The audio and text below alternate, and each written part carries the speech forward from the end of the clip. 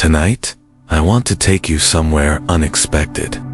But before we get comfortable, I need to ask you to imagine something. Not a monster, not a war, not even a plague in the way you've come to expect them. No, tonight's story begins with something far worse than anything you've likely been taught about in history class. Something quieter, faster, and much, much more terrifying. Imagine this. It's early morning, and you wake with a dry mouth and a strange weight in your chest. You think it's just the weather. Summer has been unusually hot. You move to open the shutters, and sunlight floods into your room. The birds are singing. Children are laughing in the distance. All of Florence is slowly coming to life around you. And then, within hours, you're dead. There are no signs, no warning, just a flicker of dread, a strange ache in your shoulders, a bead of sweat that isn't supposed to be there. You try to speak, but your throat is tight. Your skin is soaked through by midday. You are trembling, delirious. By dusk, your body is still. This isn't fiction. This happened. And the strangest part is, no one knows why. You've heard of the Black Death, I'm sure. But the disease we're about to explore was worse in one terrifying way. It had no rules. It made no sense. And it didn't just kill it. Struck with the kind of speed that defied belief. Some called it the English sweat. Others whispered of the cold fire. But here, in the flickering lamplight of late 15th century Florence, no one had a name for it yet. Only fear. So what was this disease? What made it so much more chilling than the infamous plagues that came before it? That's what we're going to uncover tonight.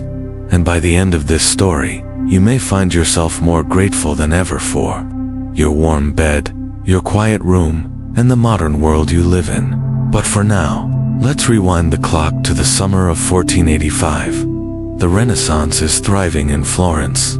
Art is blooming. Markets are bustling. The Medici family has ushered in a golden age of learning and beauty. This is the city of Michelangelo and Botticelli, of cathedrals so grand they seem to scrape the heavens. And yet, in the quiet spaces, between brushstrokes and symphonies, something darker is taking root. You are a traveler. Say your name is Luca Ferri, a scholar, modest in wealth, but rich in curiosity. You live in a modest home tucked between two stone buildings in the Old Toronto district. Your books are precious to you, your ink-stained fingers a mark of honor. You've recently returned from Paris, bringing with you tales of a strange sickness that whispered through the noble circles there, whispers you dismissed. Until now, because now, your neighbor is dead. She was laughing yesterday, waving at you from her laundry line, and now, there is silence behind her shutters.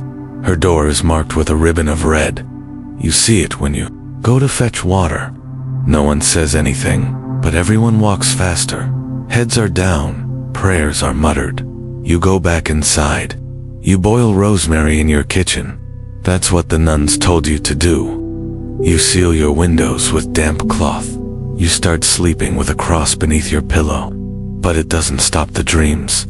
The feeling that something is already inside the house. That's where we begin. In a world where beauty and horror live side by side, where the breath of a stranger could be your last, where scholars, kings, and merchants alike are falling not over days or weeks, but within hours. This plague was different. It didn't behave. It didn't follow the rules of the time, and that terrified people, more than the disease itself. They called it the Great Leveler, because no amount of money, status, or virtue could protect you. And what made it worse was how little it left behind. The Black Death gave you time to fear, to suffer, to say goodbye. The sweat gave you nothing. Tonight, you'll hear stories of a young prince who collapsed during a royal dinner and was gone before dessert. A physician who traveled from city to city, charting cases as if racing against the wind. A widow who became the voice of her town's survival. And countless others, lovers, builders, bakers whose names are lost but whose stories still echo through time. But first, I want you to breathe. Inhale slowly. Feel the air around you clean, temperature controlled, safe. Now imagine a world without those things. A world where water might kill you, where doors are bolted, not for security, but for isolation. Where the people you love most could be the ones who unknowingly bring your end. I know this is heavy, but that's why we're telling this story. Because history is more than kings and wars.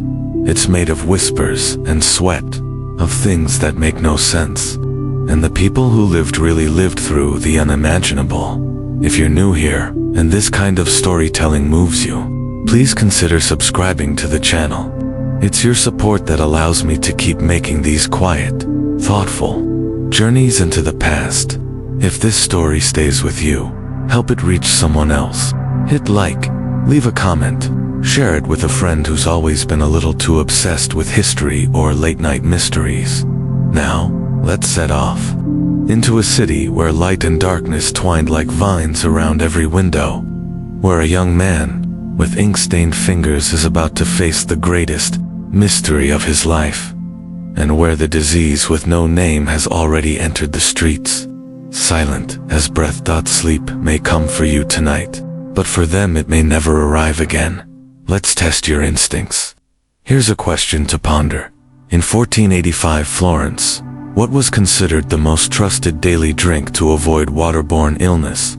A brewed ale, B, grape juice? Drop your answer in the comments, A or B. I'll reveal the right answer in the next episode, plus the surprising reason behind it. It began not with a scream, but with silence. A silence that fell so quickly and so completely that people didn't even realize something was wrong till the streets stayed empty and the laughter didn't return. Luca Ferri, still unaware that he had just walked through the opening lines of an epidemic, spent his afternoons in the same modest room with its cracked shutters and scent of parchment. He had taken to copying old medical texts, curious ones written centuries earlier by Arabic physicians and Roman scholars who spoke of balance and bile, of bad airs and unclean humors. But what good were old theories now, in a world where people dropped to the ground between breakfast and mid-morning mass? He marked a note in the margin of a manuscript one afternoon. The symptoms do not align. It wasn't a revolutionary observation, but it was, perhaps, one of the earliest written recognitions of a truth that would terrify Europe for decades. This new plague didn't look like any other. It didn't creep through towns the way the Black Death had. It didn't swell lymph nodes or blacken skin. It didn't waste people away over a week. There were no rats, no fleas, no telltale signs. It moved like smoke scene, only in its effects. By the time you felt it, it had already taken root. It would begin with a sensation that could almost be mistaken for dread. Not chills exactly, but a tremble beneath the bones. Shoulders tightening, eyes burning. Your thoughts would start to slow. People described it like losing yourself in real time, as if your mind were fogging over before your body gave way. Then came the sweat, and not a damp sheen. It was torrential, soaking through clothing, bedsheets, down to the mattress, cold and hot at the same time, shivering while burning. Your heartbeat galloped, and your breath shortened. Speech became impossible. Within hours, sometimes less, you were still. By the time people realized what was happening, it was already too late. Some whispered that it was a curse. Others blamed a shift in the heavens. The university-trained physicians blamed the imbalance of humors. But no explanation accounted for the randomness. It spared the poor and struck down the well-fed. It passed by infants and felled fathers. It took dancers in the middle of balls and clergymen. It appeared in a town, raged for days, and vanished without a trace, only to erupt hundreds of miles away. There was no pattern. Isabella Mertens had seen plagues before.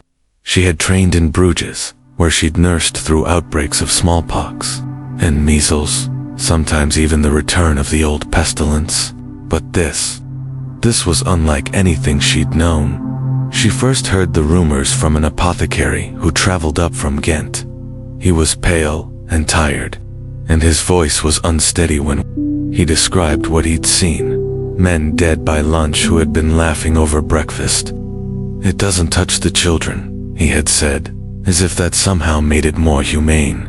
But Isabella heard it differently. If it didn't follow the rules, if it didn't progress in predictable ways, how could anyone prepare?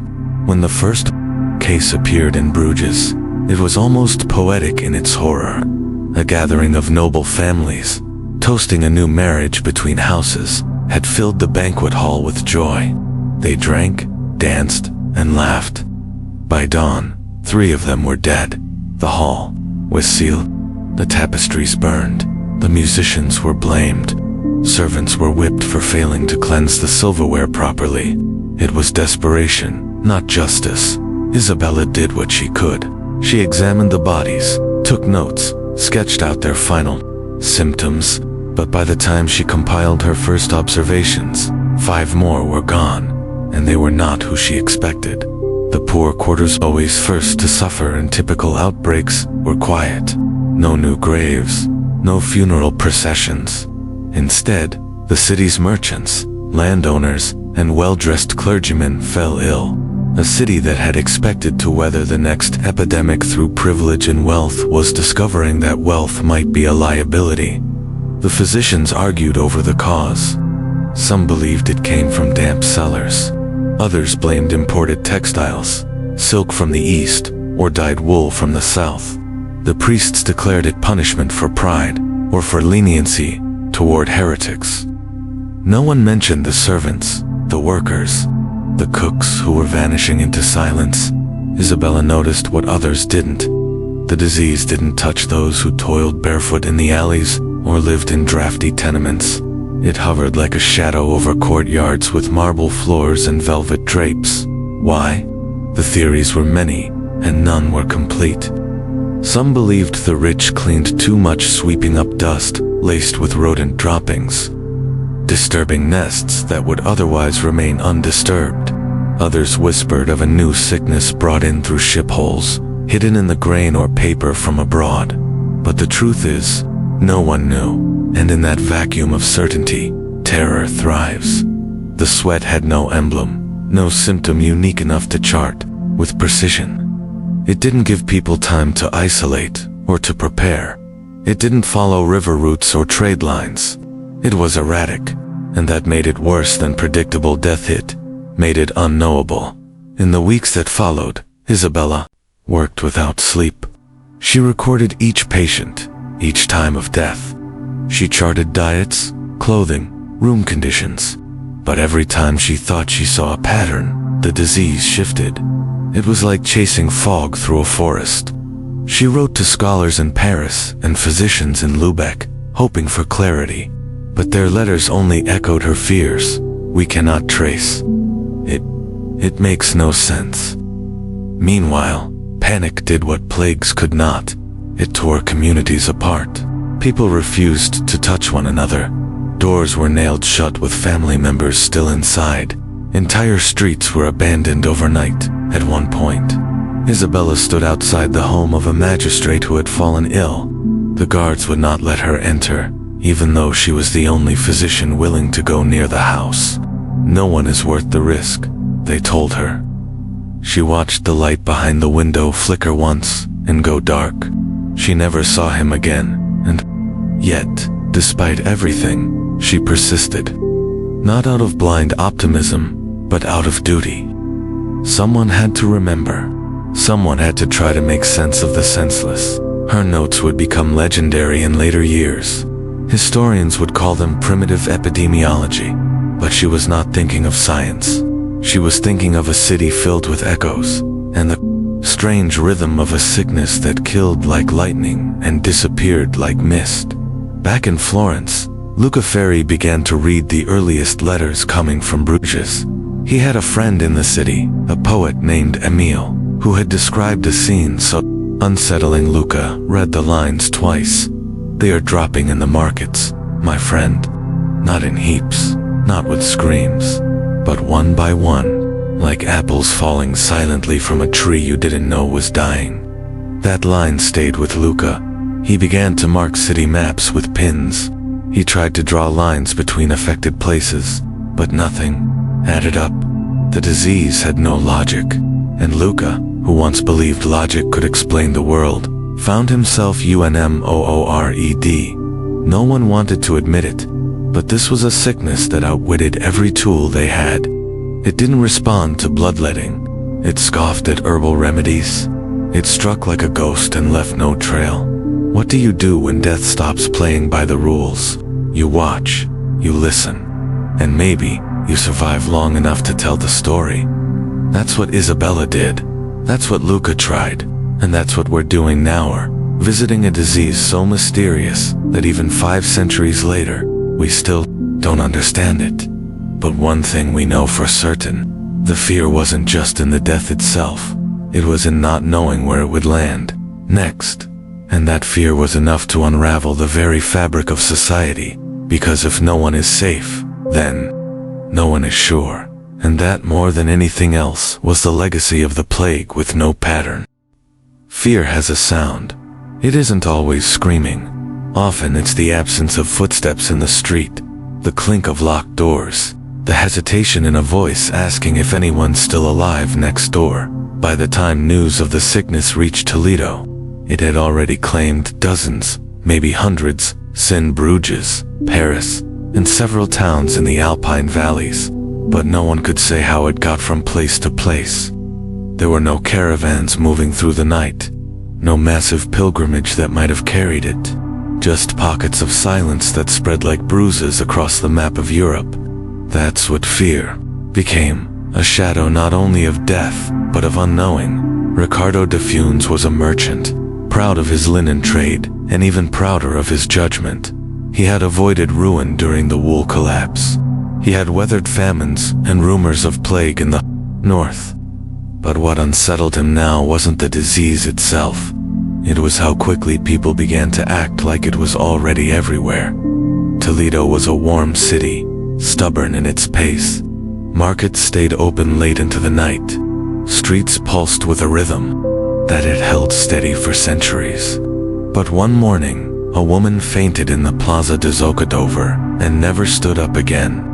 She had been laughing moments before, holding oranges in her apron. By evening, her entire family had vanished from their home. No death knells, no prayers, just a sealed door and a hurried note. Do not knock. Fear spread like a fever of its own. Ricardo watched it ripple from neighbor to neighbor. Within days, shops closed early. Midwives refused to enter houses. Butchers stopped bringing meat. And no one, not even the children, dared touch the city's well, though no one could say why. Ricardo tried to maintain routine. He wiped down his counters with wine, hung sprigs of sage over the door, spoke encouragement to his staff. But the apprentices stopped showing up. His cook fled back to her village. And then came the rumor, the kind that doesn't begin with any source you can find, but that everyone knows by morning. The sweat had arrived. It didn't matter that there were no bodies in the streets. It didn't matter that not a single doctor had confirmed a case. Fear had taken over. It didn't need evidence. There's a moment in every outbreak when reason fails, when the threat of a thing becomes more powerful than the thing itself. And in that space, everything that held society together starts to unravel. In the hills outside the city, a makeshift camp formed. Dozens of families who had packed up everything they could, carry bedding, dried meat, buckets of vinegar, set up crude shelters in olive groves, hoping distance would protect them. Ricardo, reluctant but exhausted by the silence of his home, joined them. His wife had begged him not to stay behind. It's not the disease that kills first, she had said, it's the loneliness. They slept beneath the stars, breathing air that was supposed to be safer. But fear doesn't evaporate with distance. It pools around the unfamiliar. There were arguments over food. Children refused to sleep near others. If someone so much as sneezed, entire families would shift their tents in the middle of the night. There was one man, an elderly priest, who tried to keep spirits up. He told stories by firelight, recited psalms, offered comfort. But after one of the younger men accused him of coughing too much, the priest quietly vanished into the woods and never came back. Even nature began to feel suspect. The rustle of leaves in the night became ominous. The warm breeze through the tents made people tense. It wasn't disease they were fleeing anymore, it was the fear that no one could protect them from what was coming. Not faith, not distance, not each other. What made this plague so unbearable wasn't just how quickly it killed, but how effectively it destroyed trust. Neighbors who once shared bread now eyed each other with suspicion. Whole towns erected barricades not to keep enemies out, but to keep their own people in. In some regions, strangers were arrested simply for entering a village without warning. Elsewhere, entire hamlets were burned when a rumor spread that someone had died from the sweat. It wasn't war, but it felt like it. Everyone was a potential threat. Every kindness a risk. Ricardo began to keep a small notebook, recording the things he missed most.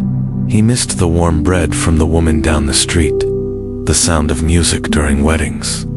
He missed feeling safe in the presence of others. I never thought, he wrote one night, that the worst part of an invisible disease would be what it made us do to each other.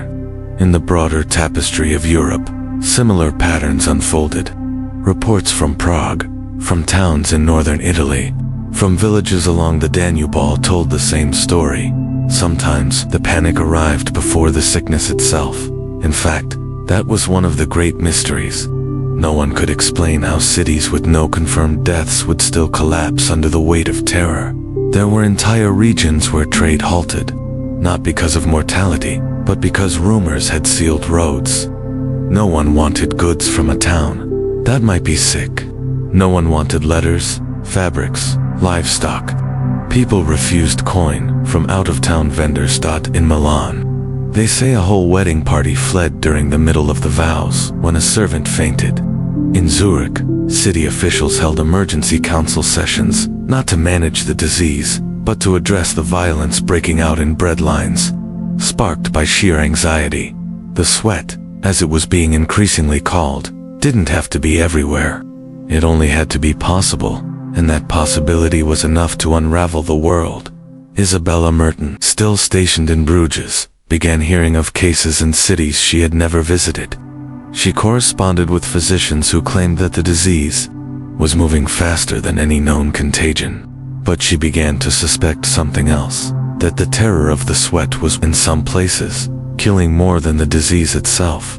She received a letter from a doctor in Lyon. He had only seen 3 confirmed cases, he said, but over 30 had died of what he described as suffocation from grief and dread. Men who refused to eat, women who wept themselves into fever, children who collapsed in fear. Fear was outrunning the wind, and it was leaving brokenness in its wake. In Edinburgh, letters painted a picture of a city divided. Some turned to religion with new fervor, holding processions, begging saints for mercy. Others rejected faith entirely, insisting that only isolation and logic would save them. Arguments turned into riots. Shrines were built, then torn down again. Clergymen clashed with city guards. This wasn't a plague. It was a test of patience, of humanity, of the fragile scaffolding on which all civilization rests. The poet Emile, still writing from Bruges, sent one final letter to Luca Ferri. "It's not just death that's coming for us," he wrote. "It's the silence left in its place, and the longer it stays, the louder it becomes." That line lingered with Luca, now watching Florence, brace for what might come. People no longer laughed in the open air. Vendors wore gloves.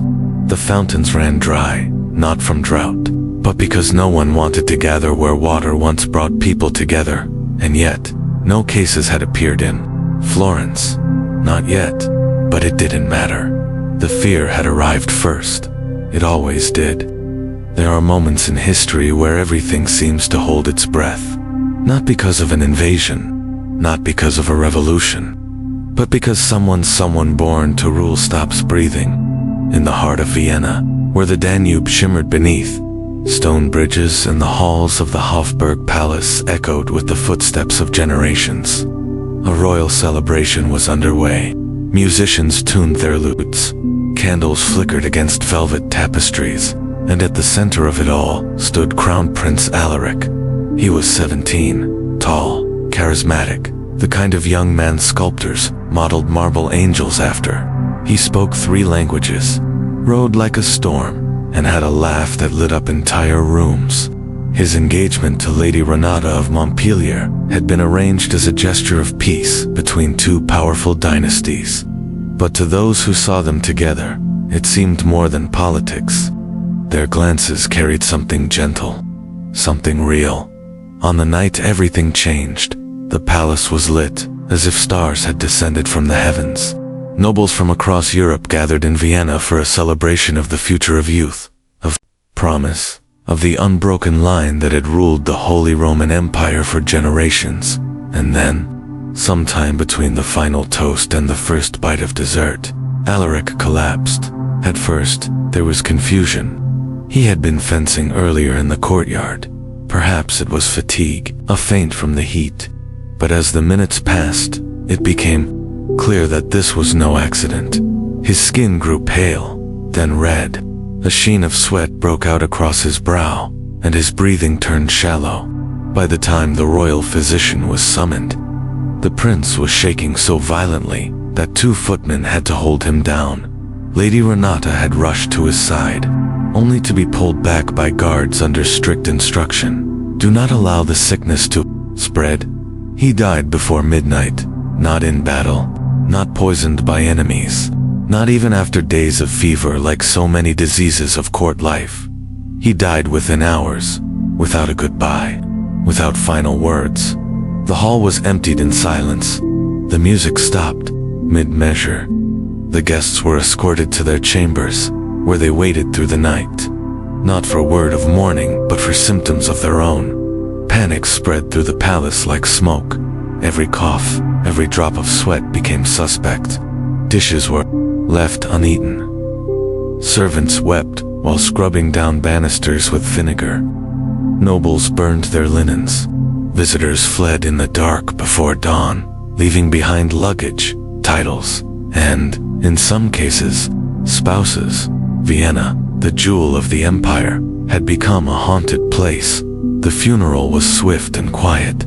There were no mourners lining the streets, no hymns echoing through the stone chapels. His body was placed in a lead-sealed coffin and buried beneath layers of lime in a private vault. Not even his mother was allowed to kiss his forehead goodbye. The empire mourned, but it also shuddered. Alaric had been the future, the heir. His younger brother was 12, pale and sickly. The court whispered that he might not live long enough to inherit anything, and so the question loomed. Who now held power? In the vacuum, left behind, chaos brewed. Lady Renata, barely 16, was cloistered in a distant estate near the Styrian border. Her letters, written in delicate script with smudges where tears had fallen, became the only record of her grief. She wrote to her mother, to the emperor, to no one at all. Pages and pages filled with fragments of a love story cut short in one of her final letters. She wrote, "It was not the plague we knew. It was something crueler. It did not linger to let us say goodbye. It stole him like a thief who knew the layout of the room." Elsewhere, advisors vied for position. Ministers whispered in corners. Pretenders from neighboring states sent envoys with veiled threats and offers of support. The lines of diplomacy blurred into something more dangerous. All because the boy who would be king had died in a single evening, and no one knew why. Historians later called it the hinge moment, the pivot point where alliances shifted, borders trembled, and treaties were signed not from strength but from desperation. The sweat, as it was increasingly referred to, had shown no preference for peasants or princes. But this moment, this one death exposed its power in a way that statistics never could. It wasn't just a disease. It was a scalpel that cut through the illusions of power. laying bare how fragile royal bloodlines really were. In the weeks that followed, courts across Europe changed their habits. Balls were cancelled, ambassadors were sent home, royal households were split into separate compounds. The French court instituted a policy that required every noble to live no fewer than 2 miles apart. In Spain, the queen moved her children to a walled monastery in the mountains, where only monks were permitted entry. Back in Florence, Luca Ferri read of the prince's death in a letter carried by a trembling courier. The news, though distant, hit hard. It was not about grief for a boy he'd never met. It was the realization that not even thrones were immune. That the same unknown horror that had taken tailors and stonemasons was now reaching into palaces. He copied the letter into his journal. Beneath the copied words, he wrote only one sentence: "There is no safe height." Isabella Mertens, too, received word. She had already suspected that the sweats showed a preference for the powerful, not in theory, but in pattern. Nobles, scholars, landowners. She had not yet voiced this publicly. To suggest that the poor might be safer was not only dangerous, it was inflammatory. But now, with Alaric's death confirmed, she began to collect the data more boldly. Her hypothesis was simple. Those with greater means had greater exposure, more contact, more servants, larger homes where rodents could nest unseen, more rituals of cleaning that stirred dust into the air. But she knew it was more than science. This disease, whatever it was, had struck at the heart of a continent, not just medically, but psychologically. People were losing faith in the very structures they once worshipped: the church, the throne, the promise of divine order. Lady Renata, in her isolation, embodied this collapse. Her mourning turned into silence. Her final letter was addressed, not to a person, but to time itself. "You stole him," she wrote, "and you did not leave behind a reason." She never married. She vanished from court life, reportedly joining a convent in the foothills, where she lived out her days tending gardens and painting. The prince's death was just one among many, and yet it changed the shape of a generation. It taught the elite what the poor had always known, that life does not negotiate, and when death comes without warning, it doesn't ask for lineage. The disease didn't break a single crown. It broke the illusion that crowns mattered at all. It reminded a world so obsessed with order and hierarchy that the universe had its own agenda. And in that silence between the fall of a future king and the rise of no clear successor, the people of Europe felt something they hadn't felt in a long time. Alone, utterly, irrevocably, alone, in the face of something no power could contain. Long before churches filled with hymns for the dead, and long before the bells tolled from city towers to count another taken, something quieter happened first. Homes changed. The doorways you walked through every day, the rooms where bread was broken, books read, laughter shared. These familiar places began to feel haunted, not by ghosts, but by the people still living inside them. In Florence, the windows stayed shuttered. Longer now, not from modesty or weather, but fear. Households that once kept their doors ajar for neighbors to visit or children to run in and out, now hung damp cloths in every frame. Smoke from herbal fires curled out of chimneys at odd hours. Beds were dragged closer to the fireplace and farther from the walls. The architecture of intimacy changed. The way people lived with one another, ate together, slept together, touched one another, was redefined by dread. Luca Ferri, whose ink-stained hands once wrote elegant margins in books about philosophy and the natural world, now barely touched his parchment. His sister Celeste, who had returned from Siena to help care for their aging aunt, had become the quiet center of their home. She was no healer, but she knew the rhythms of domestic life better than anyone. She boiled rosemary in wine each morning. She wiped down wooden beams with vinegar until her hands cracked. She prayed as she cooked, her voice barely louder than the simmering pot beside her. Their home, once filled with books and the smell of lavender soap, now smelled of garlic, smoke, and damp cloth. They whispered more than they spoke. Every sound felt amplified. Creaking stairs whined through the shutters, coughing from the apartment above. Every cough was a question. Was this the start? Then came the day Luca awoke with sweat on his chest and an ache in his bones. He tried not to speak of it. He tried to pretend it was just the summer heat or the tension from poor sleep. But Celeste saw it immediately. She moved him to the smaller bedroom, the one farthest from the door. She sealed the edges with cloth and salt. She lit a candle that burned all day. For 3 nights, she didn't sleep. She sat by the door, listening, waiting. He would survive. Miraculously, perhaps. But it would leave something behind in them both. For days, their home was no longer a place of comfort.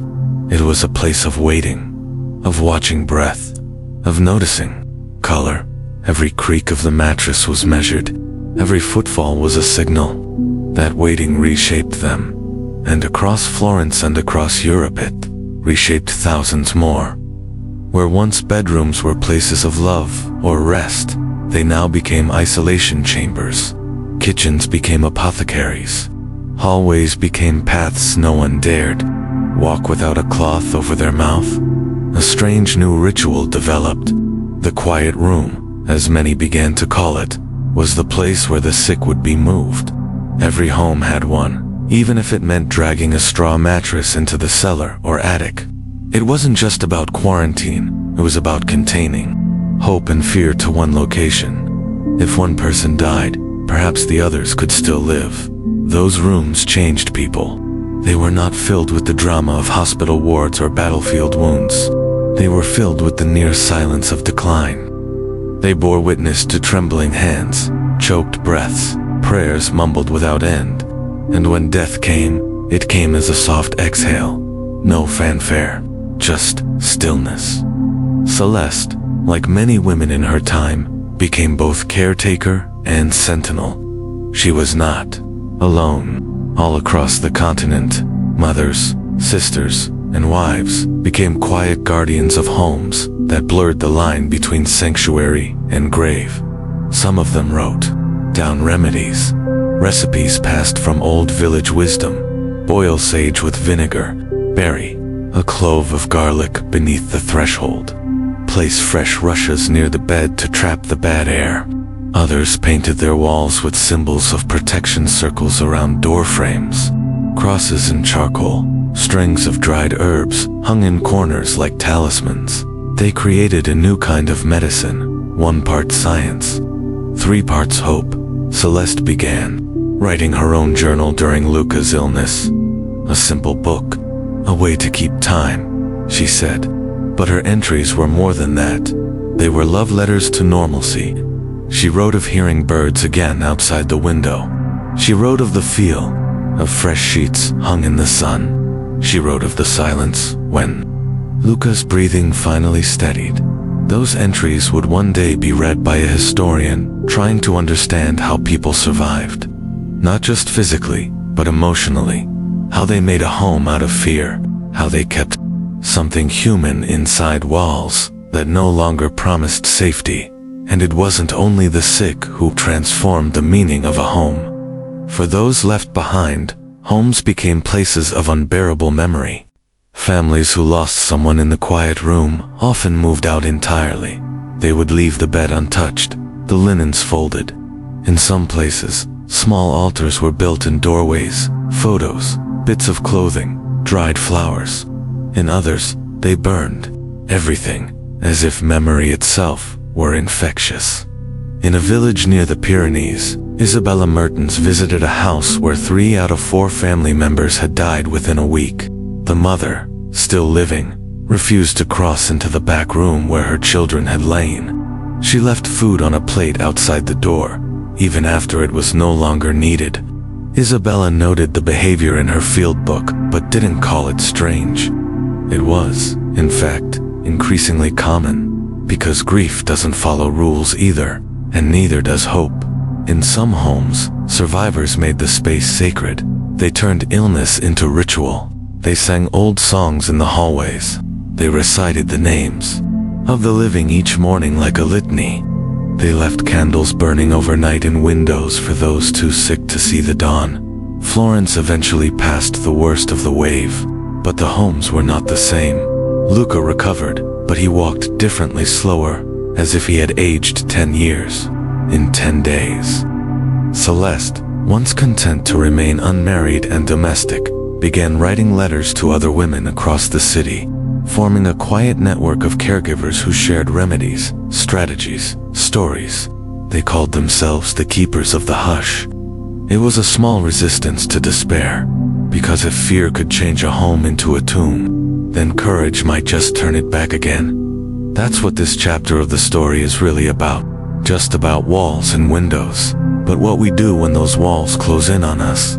How we decide to behave in the place we know best, when everything outside of it has turned strange. How we protect one another not with cures, but with care.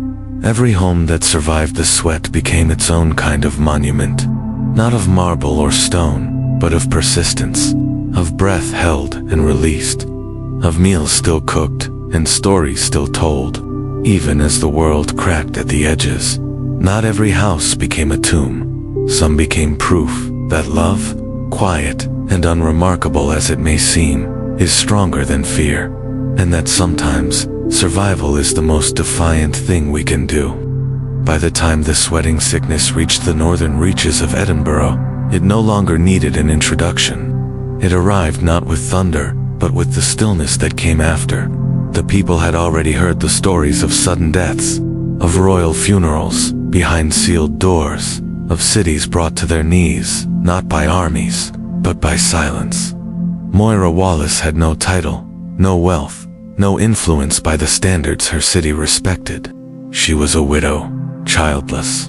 Her husband taken years earlier by a mining collapse that had left her alone in a stone cottage on the southern edge of town. But she had survived worse than silence. She had survived abandonment. At first, Edinburgh resisted panic. It wore its stubborn pride like armor. The magistrates met in circles of velvet and cedar, discussing policies while drinking spiced wine and assuring each other that theirs was a city immune to southern chaos. But fear is never polite. It finds the cracks. And when the first death was discovered, a well-dressed lawyer found motionless on his study floor. Still clutching a quill, the bravado collapsed in a single day. Moira watched the transformation from her window. The neighbors who used to chat while drawing water now walked quickly with their eyes down. Doors were closed with more than locks, planks were nailed, shutters hammered. Even the sound of bells seemed to dim, as if the air itself no longer trusted voices. She didn't wait to be told what to do. She had lived long enough to know that in moments like these, it wasn't leadership from above that mattered, it was the hands that moved quietly below the surface. The ones sweeping thresholds, delivering soup, staying when others ran. So she began, without permission and without recognition. Her first act was simple. She brought water to the home of a neighbor, too afraid to go outside. Then she wrote a note on a piece of torn cloth and pinned it to the door. Knock 3 times if you need help. I will come when it is safe. Within a week, there were 10 cloth signs like it up and down the street. Then 20. Someone copied her system and began chalking symbols beside them, green circles for homes in need, red slashes for sickness. A quiet language grew, not of words, but of marks. People began leaving notes in baskets at intersections. Moira collected them, read them at night, by candlelight, and distributed supplies before dawn. It wasn't leadership the way the city understood it, but it was organization, and in a moment, when official channels were paralyzed by fear and pride, it was the only thing that worked. Soon, Moira coordinated entire streets. She recruited young girls to deliver food between alleyways. She mapped the locations of the elderly and kept count of who had been seen and who had not. She arranged rotations for care 3 hours each, with gloves, cloth masks, and strong vinegar. She found ways to keep people alive, not by curing them, but by refusing to let them vanish unseen. The city never announced her name. No church bells rang in her honor. The magistrates, when they eventually regained composure, never acknowledged the network she built. But the people knew. They wrote her name in chalk on stoops. They whispered it through doors. And more importantly, they followed her in the quiet of the outbreak. A form of governance was being born not in castles or courts, but in kitchens and courtyards. It wasn't democratic in any formal sense, and yet it was more honest than most systems of the time. It responded not to bloodlines or bribes, but to need. Moira herself never spoke of reform, but her actions were radical. She insisted that no one be abandoned, that even the poorest should receive fresh bread, that no child should be left to cry alone behind a nailed door. She organized safe burials when priests refused to come. She had a blacksmith make iron hooks so families could lower the dead from windows without opening doors. It wasn't ideal, but it was human, and that's what she restored humanity, in a time when fear had stripped it away. Isabella Mertens, writing from Bruges, heard of this woman through a traveling apothecary who had passed through Edinburgh. He spoke of a city strangely quiet but functional. Homes still lit by lanterns, baskets still exchanged. He said he saw a woman scolding a magistrate for walking too close to a marked house. It was the first time. He told Isabella that I saw order created by compassion, not law. That story stayed with Isabella. She began collecting other accounts of local women, mothers, and widows and daughters who had become the anchors of their neighborhoods.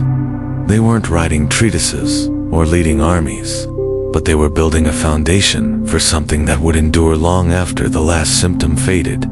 Moira, for her part, refused to let the structures vanish when the fever did. She formalized her roots. She created a ledger with the names of every child in the district. She convinced the local baker to train a second apprentice, just in case. She established storage for dried herbs and vinegar. The city had no public health office, so she made one out of her front parlor, and people listened. Not because they were ordered to, but because they remembered.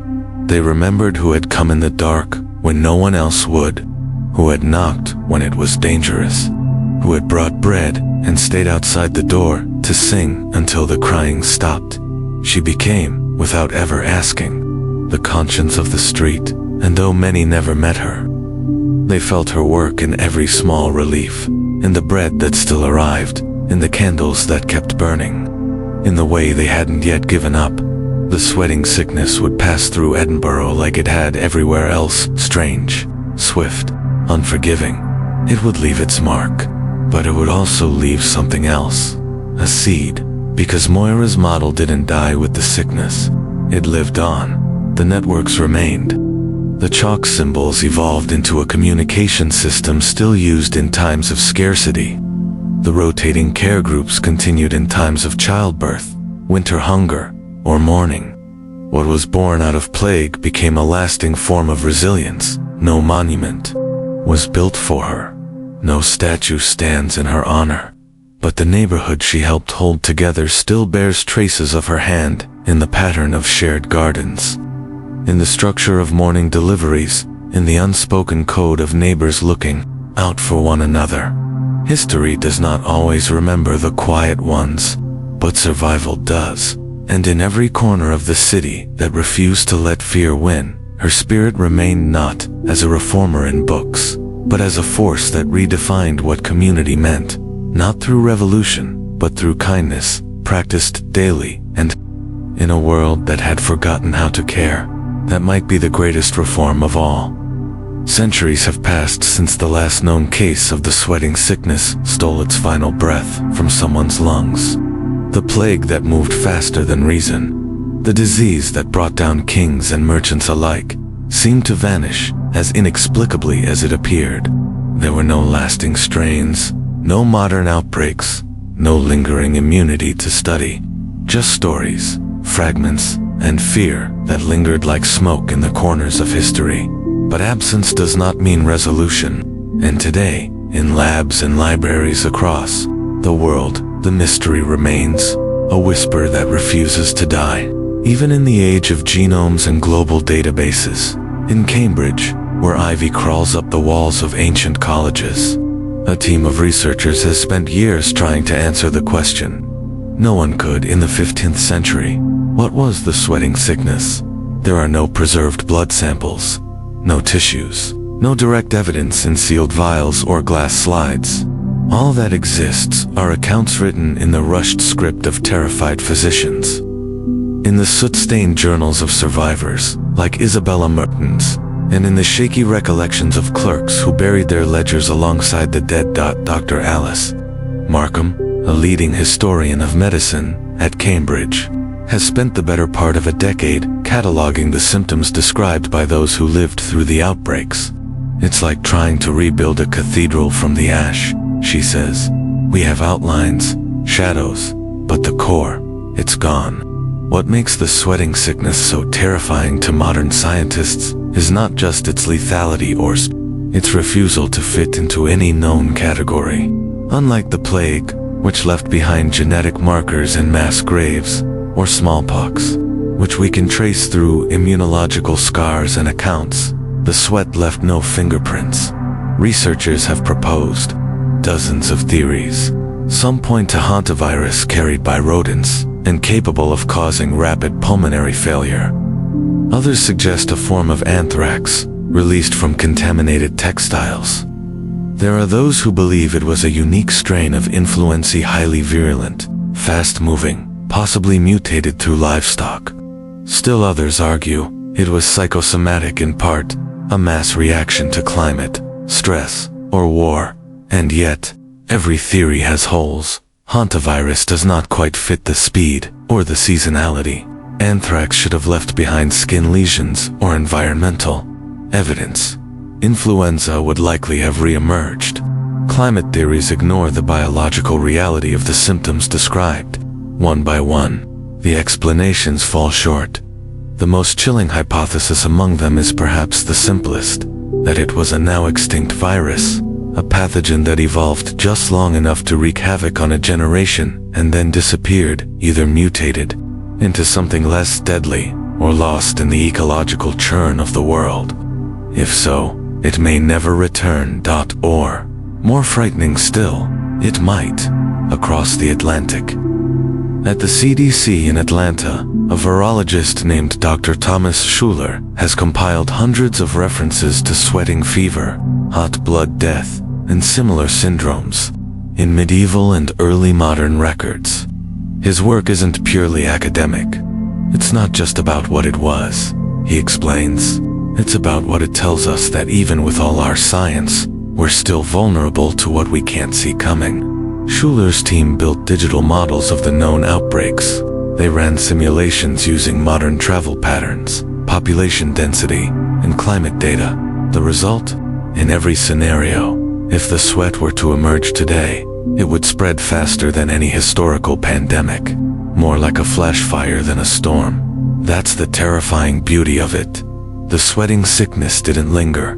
It struck like lightning, and science, even now, can't predict lightning. Back in Florence, the memory of Luca Ferri's illness remains sealed in the pages of a recovered journal, now held in a private collection. A recent scan using spectral imaging revealed a note he had once tried to erase. It touched me. It left. But I don't feel the same, as if something passed through me and kept walking. The line haunts researchers who study post-viral syndromes today. Was it merely poetic reflection, or was he among the first to describe a phenomenon we now call long illness, an echo of infection that lingers in the body even after the fever is gone? Modern scientists have turned to environmental data as well. Ice core samples taken from the Alps and northern Greenland show spikes in certain compounds during the years of the sweats. Major outbreaks, evidence of increased fires, perhaps, or pollution from mass cremations. There are hints, shadows, but no hard answer. Even Isabella Mertens, whose field notes have been preserved in a fragmented manuscript, could only describe the symptoms. She never claimed to understand the cause. It is not the pest, she wrote. It does not crawl or swell. It does not pass with touch, yet travels like thought. It is felt before it is seen, and feared more than it is understood. That sentence has been quoted in journals from epidemiology to philosophy, because it captures something that transcends biology. The sweating sickness remains a mystery because it reminds us that knowledge, for all its power, still has edges. It reminds us that there are things in our world that move faster than our methods, that silence can still kill, that fear is a pathogen in its own right. We live in an age of microscopes and satellites. We can scan genomes in hours, map outbreaks in minutes. And yet, this one disease unnamed, untraced, unclaimed by any modern category defies all of it.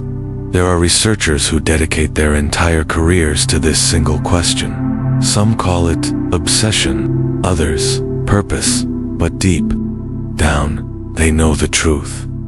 Some mysteries resist closure, because maybe the sweating sickness wasn't just a virus. Maybe it was a moment when the world was reminded of its fragility, a moment when the power of knowledge collapsed under the weight of something faster, stranger, crueler.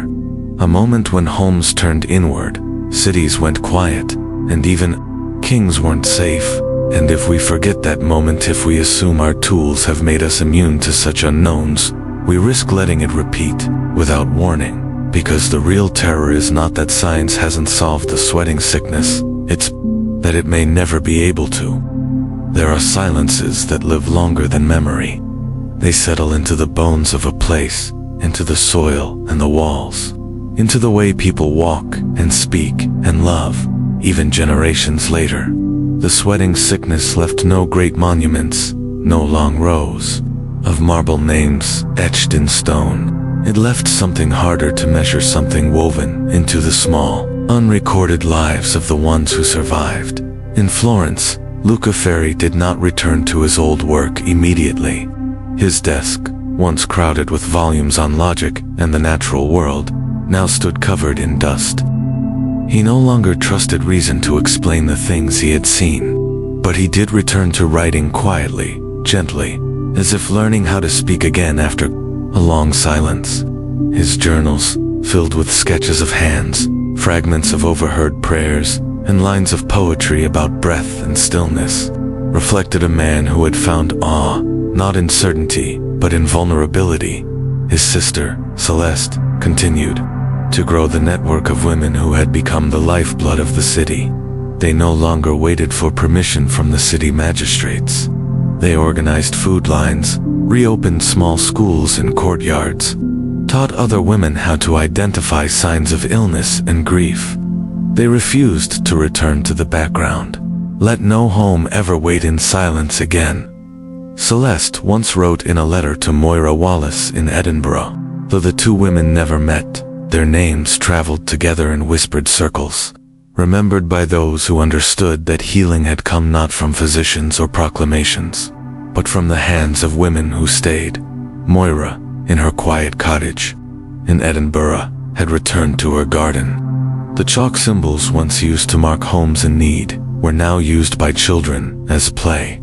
Her ledger had been copied and distributed, forming the foundation for what would later become the city's first true public health record. She was older now, slower, but she was not forgotten. Those who passed her home still paused at her gate. She had outlived the fever. She had outlived fear, and somehow, in the softening of days, she had helped birth a city that could feel again. In Bruges, Isabella Mertens died in her sleep, surrounded by the notes and observations that had become her life's work. She left behind more than a manuscript. She left behind a philosophy, a belief that watching closely, recording tenderly, and loving boldly were acts of medicine too. Her students, scattered throughout Europe, carried her methods with them. In London, in Strasbourg, in Geneva, wherever, they treated the sick. Her name was spoken with quiet reverence. But not all stories ended in peace. There were countless unnamed children who disappeared from records because no one remained to write them down. Lovers who died within hours of each other, never holding hands again. tradesmen whose shops remained shuttered for generations, their tools rusting in the silence. Entire villages folded into fields, their stones now part of forgotten ruins. And yet, in every place the sweat had touched, something remained. In a chapel in Vienna, where Crown Prince Alaric had once stood beside Lady Renata, a single candle is still lit each night in his name. Not because anyone expects him to return, but because love, once given, deserves light. Renata never remarried, but she painted. Her quiet portraits, now considered masterpieces, depicted people in doorways, in candlelight, in moments of small defiance. A girl reaching for bread, a boy brushing tears from his mother's face, a man standing alone on a bridge, looking not at the water, but at the wind. Each canvas bore no title, only initials, but those who knew her story recognized the themes.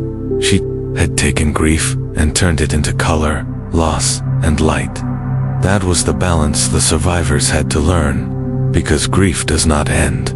It folds itself into the way you speak a name, into the way you double knot a child's shoes before they go out, into the breath you take before entering a crowded room. You carry it not because you can't let go, but because it shaped you into someone who knows how fragile life can be. And with that fragility came beauty. People began to greet one another more deliberately. Families gathered not just for weddings, but for Tuesday dinners. Bread was shared more freely. Stories were told with more care. Artists turned to the ordinary and found holiness there. A boy playing in a puddle, a mother brushing her daughter's hair, a window cracked open just enough to let birdsong in. The sweating sickness never returned, but its echo lived on, not in fear, but in the quiet rebuilding of a world that had learned how to cherish again. In Florence, Luca began teaching children about the stars, not because he believed he could explain them, but because he wanted them to wonder. Some things, he wrote, must remain mysteries. That's how they keep us humble. That's how they keep us human. His final journal ends not with a theory or a cure, but with a story of a man who survived a sickness, not by outsmarting it, but by listening to the ones who whispered when others screamed, the ones who stayed when others ran, the ones who found meaning not in control, but in care. Because in the end, survival is never just about the body. It's about what we carry forward, what we choose to rebuild, who we become when the world has forgotten how to hold us. That is the legacy of the sweat, not the death, but the people who refused to let the dying define them, not the terror, but the tenderness that rose in its place, a tapestry woven from loss but threaded through with light. It didn't kill as many people. It didn't turn cities into graveyards or ignite mass exodus the way the Black Death had. There were no skeletal cartloads, no piles of burning bodies in cathedral courtyards, no long plagsongs etched into every culture it touched, but the sweating sickness, this strange, silent, vanishing plague did something else entirely. It erased the boundary between certainty and fear, and that made it worse, because death is not the only thing that wounds a society. Sometimes it's the anticipation of death. Sometimes it's the unknowing. The way people step back from each other, how they speak in half sentences, how silence fills every corner of a room where laughter used to live. The sweat took people quickly, yes, but more than that, it took people quietly. It left no signature, no rules, no mercy. In Florence, Luca Ferri spent years trying to answer a question that had no name. He returned to his scrolls, to his records, to the maps he once drew of cities and symptoms. But in the end, he stopped asking what the disease was. Instead, he began asking what it did to people, what it made them become, the weight it left behind, not in the lungs, but in the soul. He once wrote in his later notes, "The Black Death showed us how bodies fall. The sweat showed us how trust breaks. That's the difference." The Black Death came with drama. It gave people something visible to fight against, even if they lost. Boils, fever, rats, contagion. It offered signs, it offered patterns, but the sweating sickness never announced itself. It whispered, a tremble, a tightening in the chest, a flush, and then silence. It made every stranger suspect. Every morning, a question mark. Every cough a drumbeat in someone's chest. It did not care for season or social class. It refused to explain itself, and even now 5 centuries later, still refuses.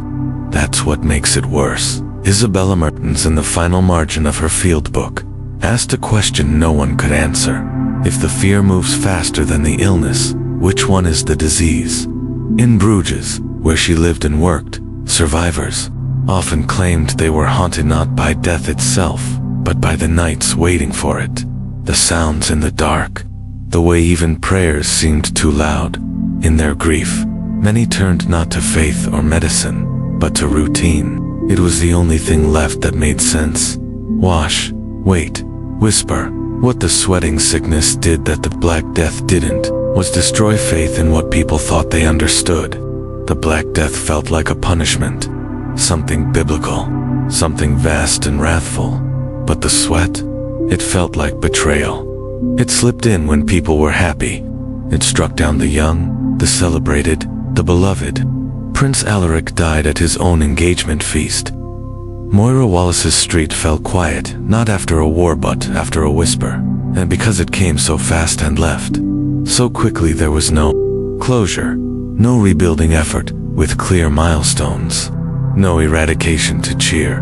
It simply left people staring at doorways that no longer opened, tables with empty chairs, rooms that once rang with laughter and now echoed with nothing. That, too, is a kind of devastation, the psychological ruin of a plague that gave you nothing to fight and no promise of fairness.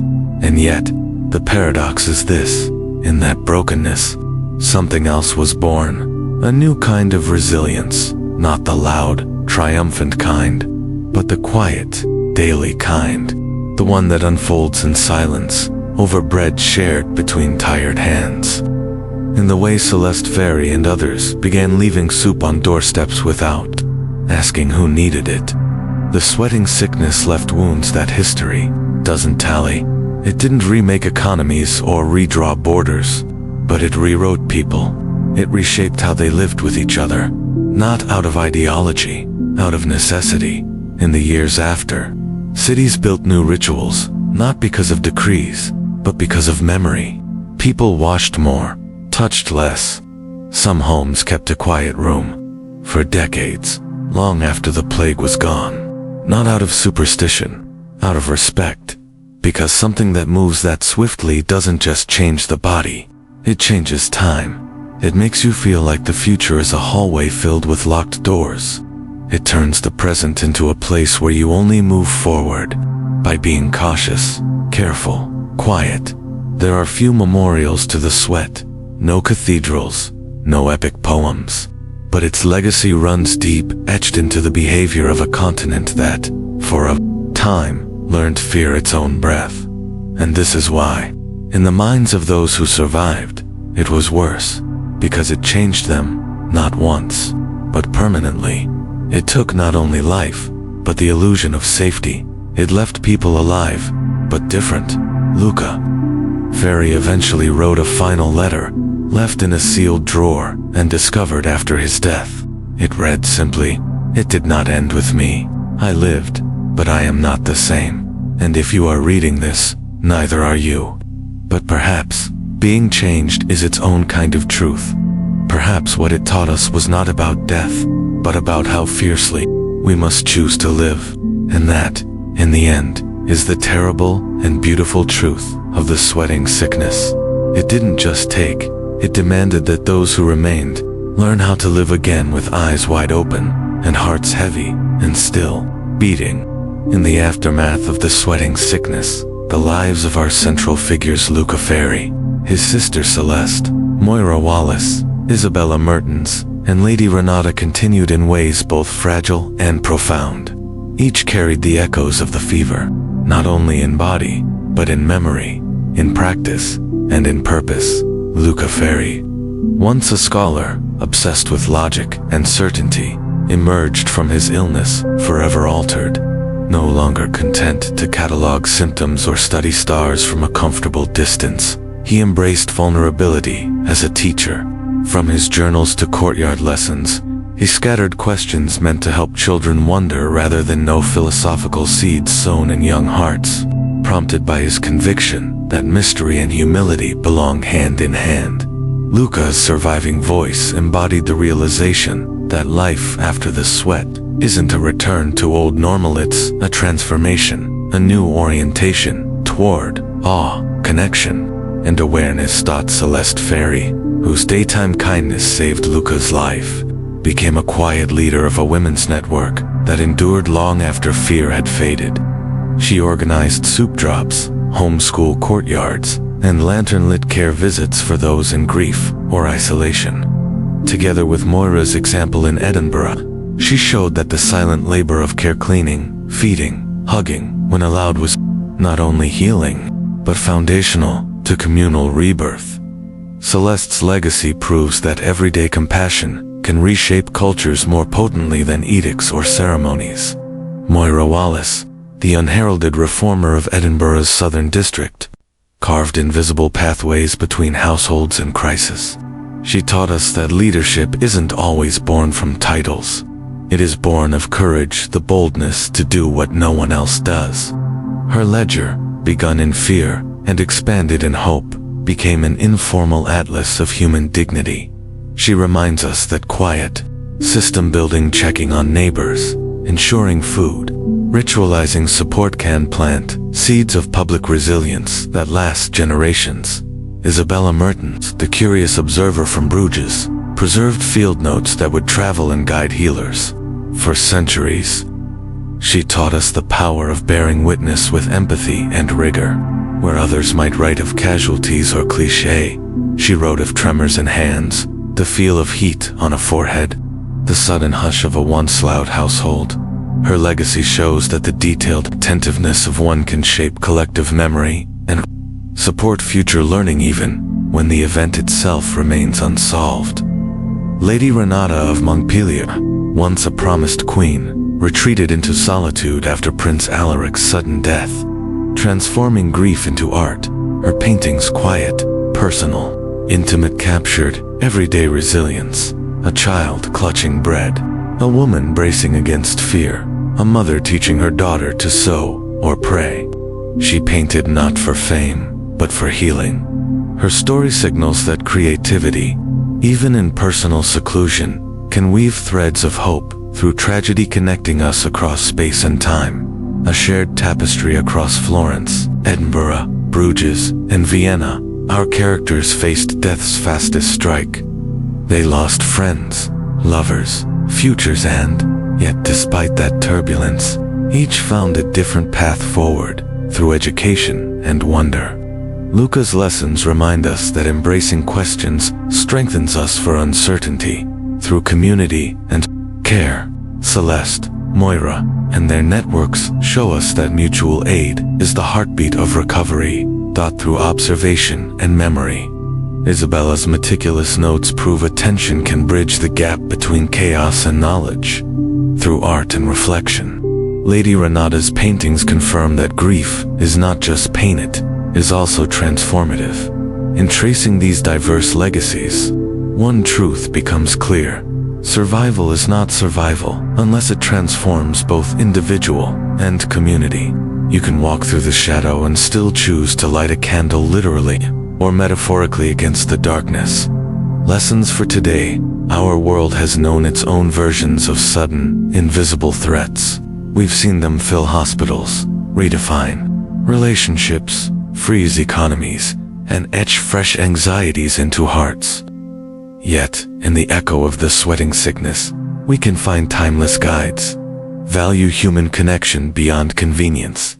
No vaccines exist for loneliness, misunderstanding, or isolation. Regular compassion, checking on a neighbor, listening. Cooking builds resilience more durable than any business continuity plan. Honor quiet, distributed leadership. You don't need a title to protect a street, a parent to model resilience. or an expert to begin system change. Small actions accumulate. If you spot need, meet it.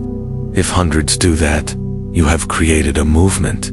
Learn without certainty.